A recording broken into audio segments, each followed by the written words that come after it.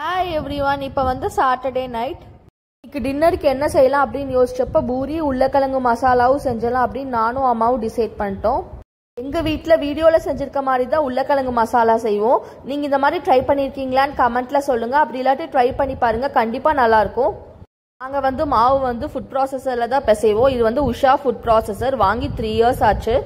உருளைக்கிழங்கு மசாலா செய்ய ஒரு கடாயில் எண்ணெய் ஊற்றி 2 கிராம்பு, ஒரு பட்டை போட்டு, ஒரு ஆனியன் போட்டு நல்லா வணங்கினதுக்கப்புறம் 4 பூண்டு, கொஞ்சம் இஞ்சி, ஒரு பச்சை மிளகா போட்டு அரைச்சி அந்த விழுதை ஆட் பண்ணி நல்லா வணக்கிக்கிறேன். ஒரு தக்காளி ஆட் பண்ணி நல்லா எண்ணெய் பிடிக்கிற அளவுக்கு வணங்கினதுக்கப்புறம் 1/4 டீஸ்பூன் மஞ்சத்தூள், 1/2 டீஸ்பூன் மிளகாத்தூள், 1/4 டீஸ்பூன் கரம் மசாலா ஆட் பண்ணிக்கிறேன்.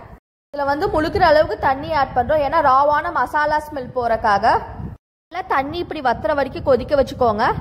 அடுத்து உருளைக்கிழங்கு ஆட் பண்ணி நல்லா இப்படி கலக்கி வச்சுக்கிறேன். தேவையான அளவு தண்ணி ஊற்றி நல்லா கொதிக்க வச்சா அவ்வளவுதான், உருளைக்கிழங்கு மசாலா ரெடி ஆயிடுச்சு. வீட்டில் எல்லாம் பூரி உருளைக்கிழங்கு மசாலாவும் நல்லா இருந்துச்சுன்னு சொன்னாங்க. உங்களை அடுத்த வீடியோவில் பார்க்குறேன். பாய்.